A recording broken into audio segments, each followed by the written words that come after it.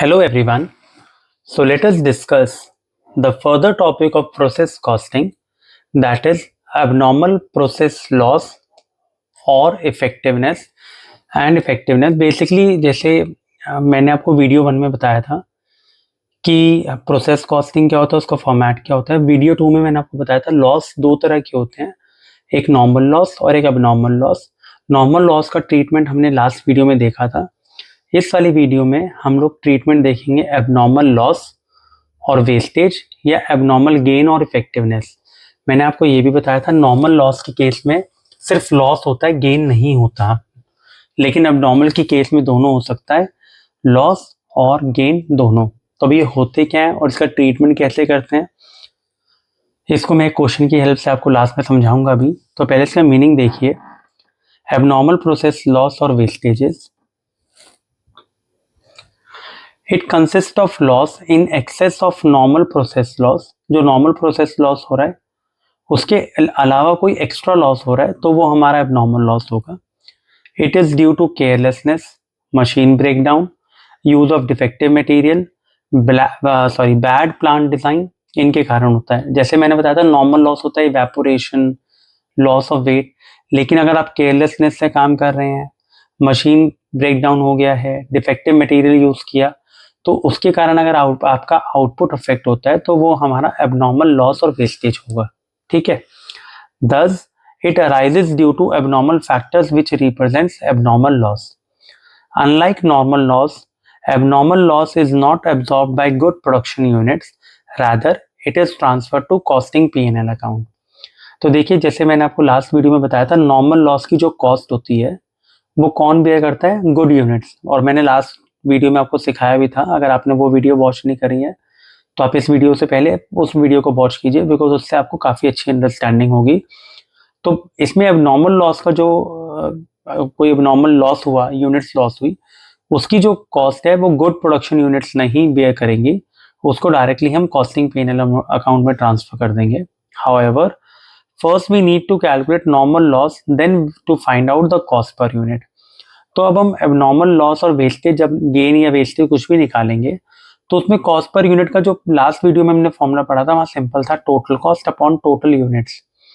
लेकिन abnormal loss की अब पर यूनिट निकालोगे तो फॉर्मूला लगेगा total cost minus value of normal loss upon total units minus normal loss units. तो मतलब कॉस्ट के साथ नॉर्मल लॉस की वैल्यू माइनस हो गई और यूनिट्स के साथ नॉर्मल लॉस की यूनिट्स माइनस हो गई। सेल प्रोसीड्स अगर कुछ होता है एबनॉर्मल लॉस का स्क्रैप के रेट पे तो उसको अगेन सेम हम क्रेडिट कर देंगे to abnormal loss account, and balance जो हमारा नेट लॉस बचा उसको हम कॉस्टिंग P&L अकाउंट में ट्रांसफर कर देंगे। तो मान लीजिए कई बार होता है कि हमारी जो लॉस हो रहा है, अब उसकी वैल्यू तो 100 रुपीज़ थी पर यूनिट, लेकिन वो लॉस है, डिफेक्टिव माल था, तो वो हो सकता है 20 रुपीज़ पर यूनिट का बिक गया। तो जो उसकी सेल प्रोसीड्स है वो हम उसको क्रेडिट कर देंगे। बाकी जो 80 रुपीज़ का लॉस हो गया हमारे केस में, उसको हम क्या करेंगे, उसको कॉस्टिंग P&L में ट्रांसफर कर देंगे। ठीक है। तो ये हो गया एबनॉर्मल लॉस। अभी हम इसका क्वेश्चन करेंगे, उससे आपको बेटर अंडरस्टैंडिंग होगी। और मैं जानबूझ के ऐसा क्वेश्चन सॉल्व करवाऊंगा जिसमें दोनों हो रहे होंगे, एक प्रोसेस में एबनॉर्मल लॉस होगा और एक में एबनॉर्मल गेन होगा। तो एबनॉर्मल गेन को हम लोग एबनॉर्मल इफेक्टिवनेस भी बोल देते हैं। In case the actual production of a process is more than expected production, it is known as abnormal effectiveness or abnormal gain. It does not affect the cost of good units in normal circumstances, therefore valued at the rate at which good units would have been valued and had there been wastage at the normal rate. तो अगर कोई wastage हुआ तो same formula यही use होगा। ठीक है। Otherwise जो हमारी गुड प्रोडक्शन थी, जो हमारी सही प्रोडक्शन थी, हम उसकी जो रेट है या उसका जो वैल्यू है उसी पे लगाते हैं in case of abnormal gain। ठीक है। It is shown on the debit side of process account because वो हमारा प्रॉफिट है, and credit side of abnormal gain account which will be closed by transferring to costing P&L account। तो ये वाला जो point है ना कि प्रोसेस अकाउंट के साइड में डेबिट होगा और क्रेडिट, अगर जब हम एबनॉर्मल गेन अकाउंट बनाएंगे वहां क्रेडिट होगा और बैलेंस हम कहाँ ट्रांसफर कर देंगे, कॉस्टिंग P&L अकाउंट में। तो ये तो आपको याद ही रखना है कि जो भी बैलेंस लॉस का हुआ या गेन का हुआ वो अल्टीमेटली ट्रांसफर कहाँ होगा, P&L account, costing P&L account में। ठीक है। तो मेन जो है इसका मीनिंग क्या होता है, और पेपर में कई बार ट्रीटमेंट पूछ लेते हैं, तो मैंने आपको बता दिया, आप इसको एक्सप्लेन कर सकते हैं। सिमिलरली आप ये वाला फॉर्मूला याद रखेंगे, total cost minus value of normal loss units minus normal loss units. तो आप इसको कॉपी कर सकते हैं पॉज करके, या आप इसका स्क्रीनशॉट लेके बाद में कॉपी कर सकते हैं, बट एक्सप्लेनेशन भी बहुत जरूरी है। तो प्लीज आप किसी भी वीडियो का थियोरेटिकल पार्ट स्किप मत कीजिए, एटलीस्ट उसको सुनिए, बात कॉपी आप बाद में कर सकते हैं। So now let us discuss with the question. So see, I have already written a question for you. So question is like this: a product passes through two distinct processes A and B. इसमें भी दो process हैं. From the following information, you are required to prepare process account, abnormal loss और profit account या gain account. तो ये हमें 4 account बनाने थे. इसका फॉर्मेट मैंने आपको पहले ही बना के दिखा दिया है यहाँ पे. प्रोसेस अकाउंट मैंने लास्ट वीडियो में भी दिखाया था. तो प्रोसेस अकाउंट इसमें कौन से 2 पॉइंट ऐड हो गए, एबनॉर्मल लॉस और वेस्टेज या एबनॉर्मल गेन और इफेक्टिवनेस. तो लेट अस सी, ये मैंने वर्किंग नोट के लिए इस पेज छोड़ दी, सो दैट इसी पेज पे आपको बेटर अंडरस्टैंडिंग हो और सारी वैल्यूज आपको दिखती रहें. तो देखिए इसमें क्या है, यूनिट्स इशूड, प्रोसेस ए में कितनी यूनिट्स इशू हुई, 10,000 यूनिट्स ऑफ ₹10 ईच. तो ये रहा प्रोसेस अकाउंट है. तो पहले हम ए ही बनाएंगे. तो हम यहाँ पर क्या लिखेंगे, 2 यूनिट्स इशूड लिख सकते हो, या आप 2 इनपुट की स्टार्टिंग में कितना इनपुट डाला, 10,000 यूनिट्स डाला और 10 रुपए के रेट पे. तो ये कितना आ जाएगा हमारा, 1 लाख रुपीज. तो यू कैन सी, हम साथ साथ करते रहेंगे. और अब हमारे को और भी डिटेल दी हुई है प्रोसेस और प्रोसेस बी की. पहले हम ए पे फोकस करते हैं. Material added 40,000, labour overheads. तो मटेरियल और ऐड किया हमने इसमें, तो 2 मटेरियल एडेड. यूनिट्स नहीं केवल, तो हम डैश ही करेंगे इसमें. तो ये 40,000, देन 2 ओवरहेड्स. ओवरहेड्स मतलब इनडायरेक्ट एक्सपेंसेस 12,600. ये हमने उतार ली यहां तक वैल्यू. ठीक है. अच्छा सॉरी, डायरेक्ट लेबर मैंने स्किप कर दिया, तो यहाँ डायरेक्ट लेबर भी आ जाएगा, 2 डायरेक्ट लेबर. कई बार होता है आपसे भी ये मिस्टेक हो जाती है कि आपने बीच वाली वैल्यू छोड़ दी. कोई बात नहीं, अब यहाँ नीचे लिख दीजिए 2 डायरेक्ट लेबर 20,000. ठीक है. तो अब यहाँ देखिए, ये हमने सारी वैल्यूज कॉस्ट की कवर इसमें कॉपी कर दी है. अब है नॉर्मल वेस्टेज. देखिए परसेंटेज ऑफ इनपुट 5%. तो नॉर्मल वेस्टेज आपको पता, हम यहाँ लिखते हैं बाय नॉर्मल वेस्टेज, या आप स्क्रैप कुछ भी बोल सकते हो, उसमें कोई ऐसी बात नहीं है. 5%. तो 5% कितना हुआ इनपुट का, 10,000 का 5%, तो दैट इज 500.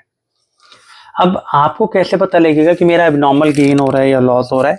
ऐसे क्वेश्चंस में ना जनरली हमें लास्ट वाली यूनिट्स गिवन होती है जो ट्रांसफर होती हैं.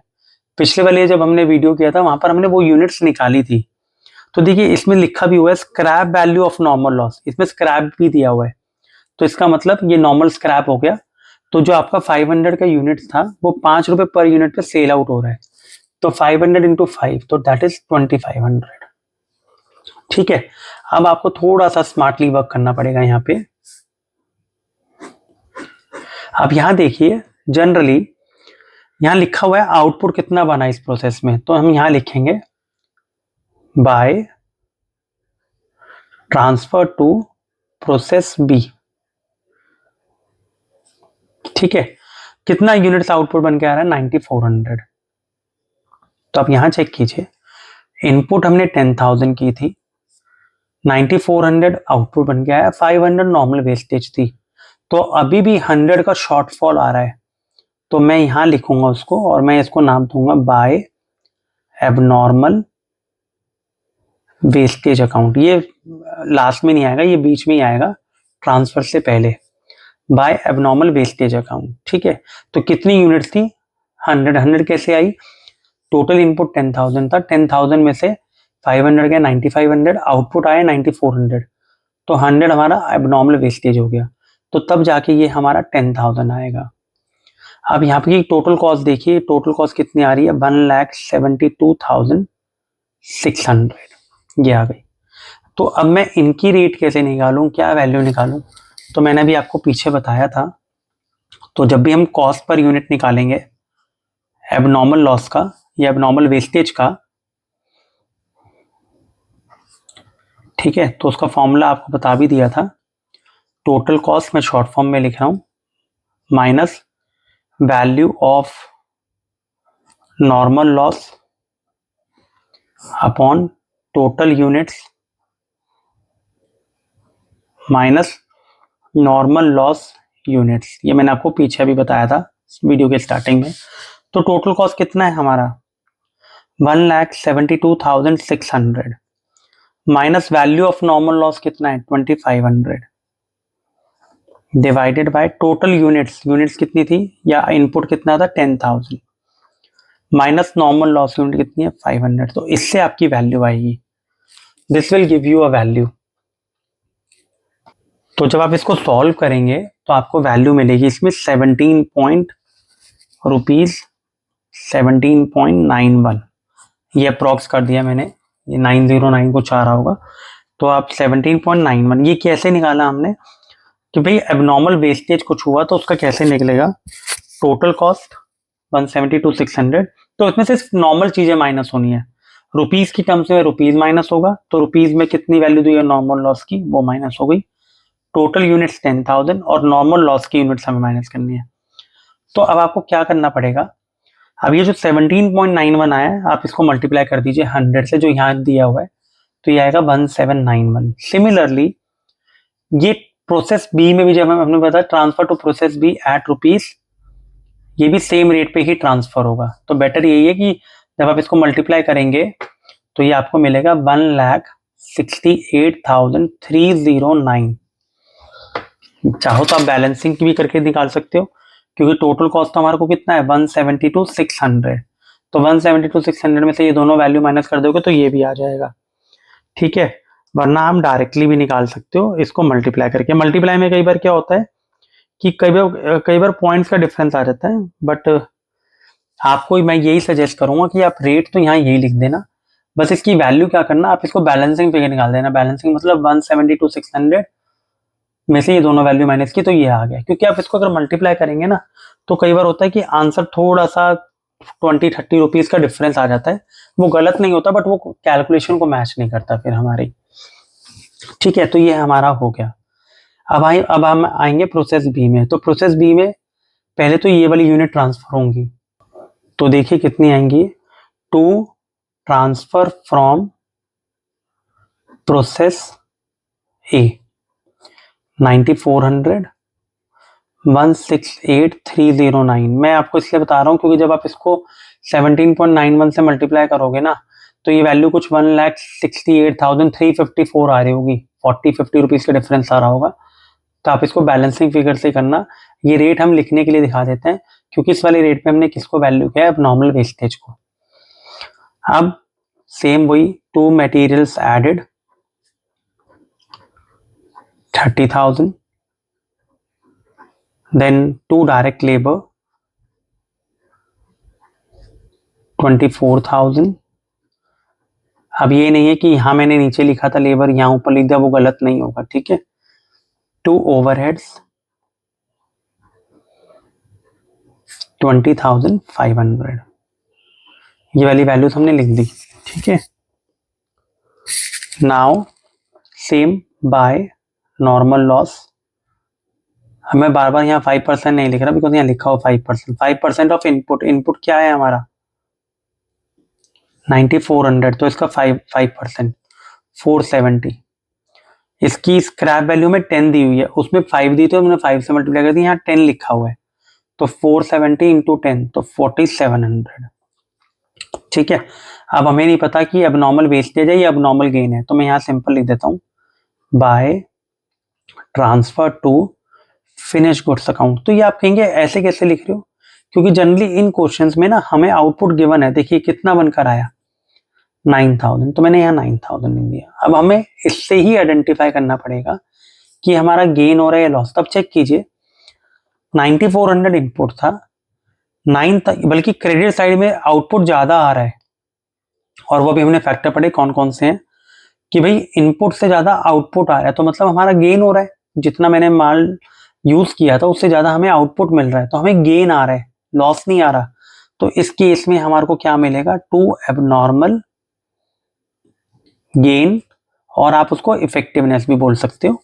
कितने यूनिट्स मिलेंगे, आप इसका टोटल कीजिए, कितना आ रहा है 9470, और जबकि इसका टोटल कितना है 9400, तो 70 रुपीज का गेन आ रहा है, तब ये जाके 9470 होगा। तो गेन के केस में आपको यहां लिखना है और एबनॉर्मल वेस्टेज के केस में आपको यहां लिखना है। अब भाई वैल्यू क्या होगी इसकी, what will be the value, value निकालने का जो है वो सेम ही रहेगा। जैसे हम यहाँ पर प्रोसेस बी का निकाल रहे हैं और हम किसकी निकाल रहे हैं, एबनॉर्मल गेन की या एबनॉर्मल इफेक्टिवनेस की। ठीक है, तो फॉर्मूला सेम है, मैं दोबारा नहीं लिख रहा इसमें। टोटल कॉस्ट कितनी है, आपको अब टोटल कॉस्ट निकालनी पड़ेगी। तो टोटल कॉस्ट आप कैसे निकालेंगे इस केस में, इन सबको ऐड करेंगे, अभी इसका हमें नहीं पता। ठीक है, you have to add them.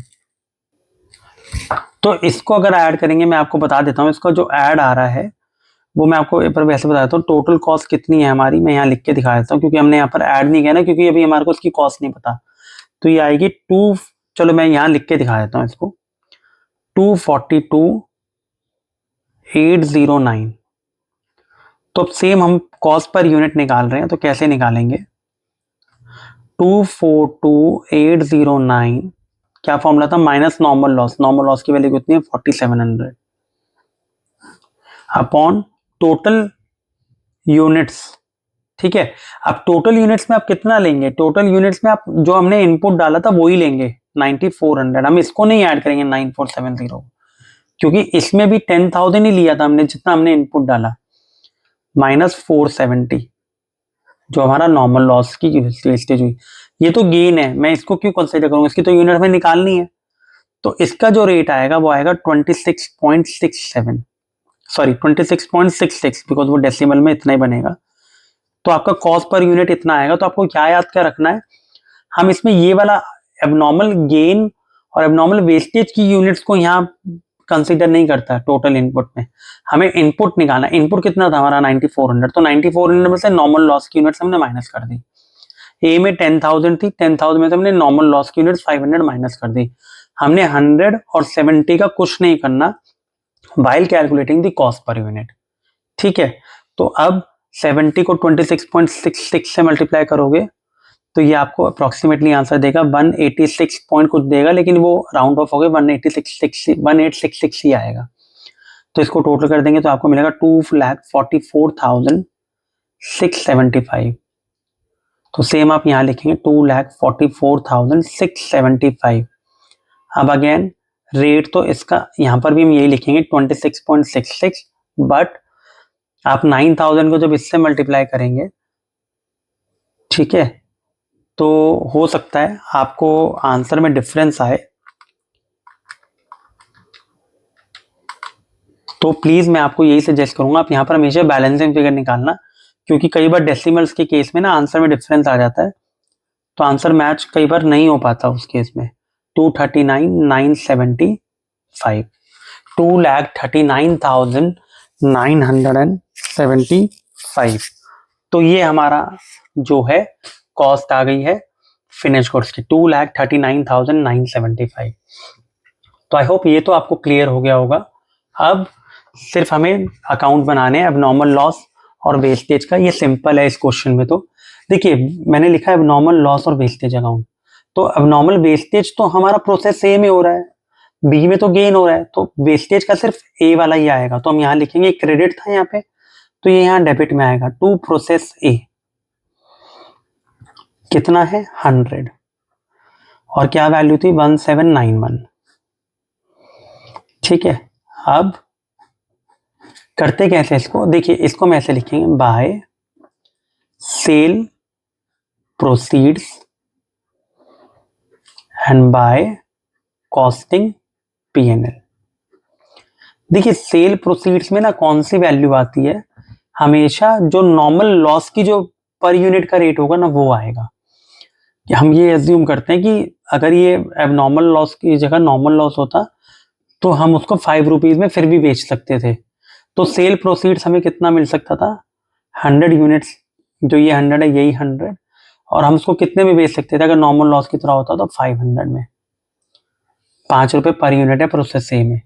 तो बाकी जो बैलेंस है वो हम कहाँ ट्रांसफर कर देंगे, कॉस्टिंग P&L अकाउंट में। तो 1291 ये कैसे आया, 1791 में से आपने 500 रुपये माइनस कर दिए ये वाले, तो आपको मिल गया 1291। तो प्लीज रिमेंबर, एबनॉर्मल लॉस या वेस्टेज अगर हम निकालेंगे तो इसमें आपको यहाँ सेल प्रोसीड्स, मतलब अगर ये नॉर्मल लॉस की जगह एबनॉर्मल लॉस की जगह नॉर्मल लॉस होता तो वो यूनिट जब 500 में स्क्रैप हो रही थी तो ये यूनिट भी 500 में स्क्रैप हो जाएगी, ऐसे मानते हैं। और बाकी प्रॉफिट को हम क्या दिखा देते हैं, वो हमारा एक्चुअल लॉस है, तो वो आ गया 1291। ठीक है, तो हम कॉस्टिंग P&L में ट्रांसफर कर देंगे। अब आ जाइए एबनॉर्मल गेन। एबनॉर्मल गेन सिर्फ बी में है और ऐसा कभी नहीं होगा कि एक ही में एबनॉर्मल गेन और लॉस हो रहा है, किसी में एबनॉर्मल गेन तो किसी में एबनॉर्मल लॉस। तो प्रोसेस बी में एबनॉर्मल गेन हो रहा है, तो मैं जब यहाँ क्रेडिट था तो यहाँ डेबिट किया, यहाँ डेबिट है तो यहाँ क्या आएगा, क्रेडिट। तो बाय प्रोसेस बी, तो यूनिट्स कितनी है 70, रेट कितना है 1866। अब प्लीज रिमेंबर ये तो गेन है, तो गेन को हम सेल तो नहीं कर सकते क्योंकि वो तो ऑटोमेटिकली, तो यहाँ पर हम 2 पॉइंट लिखेंगे, टू नॉर्मल वेस्टेज। ये आपको नेक्स्ट वीडियो जो होगा उसमें भी मैं आपको करवाऊंगा दोबारा ये वाला question, to normal wastage to costing P&L account. तो प्लीज रिमेंबर ये भी एक तरह से सेल प्रोसीड्स नॉर्मल वेस्टेज ही है, क्योंकि हमने यहाँ पर नॉर्मल वेस्टेज कंसीडर करा उसका रेट। तो यहाँ पर हमने नॉर्मल वेस्टेज लिखा, 7 यूनिट सेम आएंगी 70, और इसकी नॉर्मल वेस्टेज कितने में अगर सेल होती तो कितने की होती, बी की 10। यहाँ पर भी हमने 5 किया क्योंकि इसकी 5 थी, इसकी 10 है तो इसको हम 10 से मल्टीप्लाई करेंगे तो 700 आ गया। टोटल था 1866 70 यूनिट्स का, तो 1866 में से 700 माइनस कर दीजिए तो 1166, ये हमारा कॉस्टिंग P&L में चला जाएगा। अब देखिए जो डाउट आता है वो ये आता है कि यहाँ पर तो हमने लिखा सेल प्रोसीड्स, यहाँ हमने लिखा नॉर्मल वेस्टेज। रीजन क्या है, ये तो गेन यूनिट्स थी, तो गेन यूनिट्स तो ऑलरेडी हमने इसमें कंसीडर करी है while transferring to finish stock account, तो हम उसको सेल नहीं कर सकते। तो हम क्या कहते हैं, ये जो गेन हुआ है अगर हम उसको नॉर्मल वेस्टेज के हिसाब से कंसीडर करते तो वो 10 यूनिट पर यूनिट के हिसाब से हम उसकी वैल्यू लगा लेंगे, और बाकी एक्चुअल प्रॉफिट हमारा कितना हुआ एक तरह से 1166 का। इसी तरह यहाँ पर लॉस जो हुआ था 1791 का हुआ था स्क्रैप वेस्टेज, उसमें से सेल प्रोसीड्स अगर हम उसको सेल कर देंगे तो नॉर्मल वेस्टेज की तरीके से उसकी वैल्यू हमें नहीं गिवन होती। तो हमने क्या करा, हम ये मान लेंगे जब नॉर्मल लॉस 5 रुपए पर यूनिट में जा रहा है प्रोसेस ए में, तो अब नॉर्मल लॉस की यूनिट्स को भी हम 5 रुपए पे सेल कर देंगे। तो बाकी जो हमारा कितने का नेट लॉस आ गया इस केस में, 1291 का। ठीक है, क्योंकि जब हम कोई भी यूनिट्स हमारी खराब होती हैं, तो मैं कह रहा हूँ जब नॉर्मल वेस्टेज की यूनिट्स 5 रुपीज पे बिक रही हैं, तो अगर अब नॉर्मल वेस्टेज से भी यूनिट्स खराब हो गई तो वो भी एक्चुअल कितने रुपए में सेल हो जाएंगी, 5 रुपीज के हिसाब से, क्योंकि यहाँ रेट 5 रुपीज दिया हुआ है। 1791 टोटल वैल्यू थी, 500 में हमने बेच दी, तो नेट लॉस प्रोसेस ए में कितना हुआ 1291। प्रोसेस बी के केस में लॉस नहीं हो रहा, गेन हो रहा है, तो गेन की वैल्यू हमने यहाँ उतारी। ठीक है, तो हम कहते हैं इसको ट्रीटमेंट हम नॉर्मल वेस्टेज के हिसाब से करते हैं। इस केस में हमारी वैल्यू 10 रुपीज दी हुई थी, तो हमने 10 रुपीज के हिसाब से इसकी वैल्यू लगा दी। तो इससे एग्जैक्टली एक्चुअल प्रॉफिट कितना हो रहा है प्रोसेस बी में, अब नॉर्मल गेन कितना हो रहा है 1166 का। तो ये कॉन्सेप्ट जो है अब नॉर्मल गेन और इफेक्टिवनेस का बड़ा इंपॉर्टेंट है। ठीक है, ये सेल प्रोसीड सिंपल लगता है लिखने में, ये भी एक तरह से सेम ही होता है, बट हम उसको सेल प्रोसीड्स के नाम की जगह क्या लिख देते हैं, नॉर्मल वेस्टेज। नेक्स्ट एक क्वेश्चन, नेक्स्ट वीडियो में आपको एक कॉम्प्रिहेंसिव क्वेश्चन मिलेगा, तो उससे आपको और ज्यादा बेटर अंडरस्टैंडिंग होगी।